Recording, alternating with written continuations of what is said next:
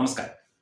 സാധാരണഗതിയിൽ നമ്മൾ ചിന്തിക്കുന്നത് സർക്കാരിന് എന്തെങ്കിലും ഒരു അബദ്ധം പറ്റുകയോ അല്ലെങ്കിൽ തെറ്റായ ഒരു തീരുമാനം എടുക്കുകയോ ചെയ്തു കഴിഞ്ഞാൽ അത് സർക്കാർ നേതൃത്വം കൊടുക്കുന്ന പാർട്ടി അത് പരിശോധിച്ച് വേണ്ട തിരുത്തലുകൾ എന്തെങ്കിലും വരുത്തും എന്നുള്ളതാണ് നമ്മുടെ ഒരു പൊതുധാരണ. ശരിക്കും ഇപ്പോൾ കേന്ദ്ര സർക്കാരിന് എന്തെങ്കിലും തരത്തിലുള്ള ഒരു തെറ്റ് പറ്റുകയോ തീരുമാനങ്ങൾക്ക് എന്തെങ്കിലും ഒരു തെറ്റായ തീരുമാനങ്ങൾ എടുക്കുകയോ ഒക്കെ ചെയ്തു കഴിഞ്ഞാൽ BJP ദേശീയ നേതൃത്വം അതിൽ ശക്തമായി തന്നെ ഇടപെടാറുണ്ട്.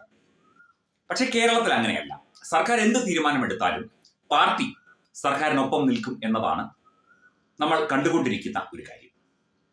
പാർട്ടി സംസ്ഥാന സെക്രട്ടറി MV ഗോവിന്ദൻ മാസ്റ്റർ ഈ എലപ്പുള്ളി ബ്രൂവറിയുമായി ബന്ധപ്പെട്ട് അവിടെ ബ്രൂവറി വരുന്നത് വികസനത്തിന്റെ ഭാഗമായിട്ടാണ്, ജനങ്ങളുടെ നന്മയ്ക്കാണ്, നാടിന്റെ വികസനത്തിനാണ്, വ്യവസായ സംരംഭങ്ങൾ ഉയരണം എന്നൊക്കെ കഴിഞ്ഞ ദിവസം പറയുന്നത് സമൂഹ മാധ്യമങ്ങളിലും ഒക്കെ തന്നെ കണ്ടു. എന്ത് വികസനമാണ് ഒരു മദ്യനിർമ്മാണശാല അല്ലെങ്കിൽ ഒരു മദ്യം ഊറ്റ് കേന്ദ്രം അവിടെ സ്ഥാപിക്കുന്നത് കൊണ്ട് എലപ്പുള്ളി നിവാസികൾക്ക് അല്ലെങ്കിൽ കേരളത്തിലെ ജനങ്ങൾക്ക് ഉണ്ടാകുന്നത്?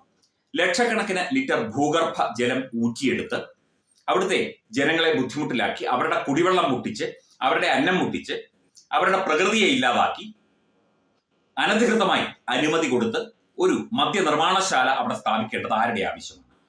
ഇത് വേറെ ഒന്നുമല്ല. ഏതായാലും ഇനിയിപ്പോൾ 2026 ഇലക്ഷനൊക്കെ വരികയാണ്. കേരളത്തിൽ മാത്രമേ ഭരണമുള്ളൂ.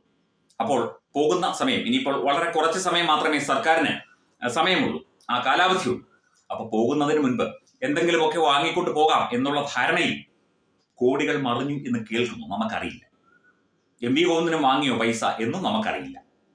സർക്കാരിൽ നിന്ന് ആരൊക്കെ വാങ്ങി അറിയില്ല. MP രാജേഷ് ഒക്കെ തന്നെ അന്ധമായിട്ട് ഇതിനെയൊക്കെ, അദ്ദേഹം ഒരു ചെറുപ്പക്കാരനാണ്, അദ്ദേഹം ഇത്തരം കാര്യങ്ങൾക്കൊക്കെ ശരിക്കും എതിരെ നിൽക്കേണ്ടതാണ്. അദ്ദേഹത്തിന്റെ ജില്ല കൂടിയാണ് പാലക്കാട്. മാത്രമല്ല, നമ്മളെപ്പോഴും കേൾക്കാറുള്ളതാണ്, ഇപ്പോഴും ഇടതുപക്ഷം പറയും ഞങ്ങൾ സ്കൂളുകളാണ് തുറക്കുന്നത്, ബാറുകളല്ല എന്ന് ഒന്നാം പിണറായി സർക്കാരിന്റെ കാലത്ത് പറഞ്ഞു തുടങ്ങിയതാണ്. എന്നിട്ട് ഇപ്പോൾ എത്ര ബാറുകൾ തുറന്നു, എത്ര മദ്യ നിർമ്മാണശാലകൾക്ക് അനുമതി കൊടുത്തു, എത്ര പുതിയ ബാറുകൾ തുറന്നു, എത്ര ബാറുകൾക്ക് സ്റ്റാർ പദവികൾ നൽകി, ഇതിനൊക്കെ വ്യക്തമായ കണക്കുണ്ട്. എത്ര സ്കൂളുകൾ തുറന്നു, എത്ര പുതിയ അധ്യാപക തസ്തികകൾ ഉണ്ടായി, എത്ര പുതിയ എയ്ഡഡ് സർക്കാർ രംഗത്ത് എത്ര പുതിയ സ്കൂളുകൾ തുറന്നു, അതിനും കണക്കുണ്ട്. രണ്ടും കൂടി ഒന്ന് താരതമ്യം ചെയ്ത് നോക്കിയാൽ മനസ്സിലാകും സർക്കാർ ആർക്കൊപ്പമാണ് എന്ന്. ഇത് ഒരു നാടിന്റെ പ്രശ്നമാണ്, ഒരു പ്രതിസന്ധിയാണ്. മാത്രമല്ല, മദ്യവർജനം, മദ്യ നിരോധനം തുടങ്ങിയ കാര്യങ്ങൾ ഉയർത്തിക്കാട്ടിക്കൊണ്ടാണ് പലപ്പോഴും LDF സർക്കാർ ജനങ്ങളുടെ മുന്നിൽ വോട്ട് തേടുന്നത്. അപ്പോൾ സ്ത്രീ ജനങ്ങളുടെ വലിയ പിന്തുണ കിട്ടും എന്നുള്ളതാണ് അതിന്റെ യാഥാർത്ഥ്യം. കേരളത്തിൽ കൂടുതൽ സ്ത്രീ വോട്ടർമാരാണ്. പക്ഷേ ഒരിക്കൽ പോലും ഈ മദ്യത്തെ നിരുത്സാഹപ്പെടുത്തുന്ന, മദ്യത്തെ ഇല്ലാതാക്കുന്ന, അല്ലെങ്കിൽ മദ്യം നിരോധിക്കണം എന്ന് പറയുന്നില്ല, റവന്യൂ വരുമാനമാണ്, എന്നാൽ പോലും മദ്യത്തെ നിരുത്സാഹപ്പെടുത്തുന്ന ഒരു നടപടി പോലും ഈ സർക്കാരിന്റെ ഭാഗത്ത് നിന്ന് ഇതുവരെ ഉണ്ടായിട്ടില്ല.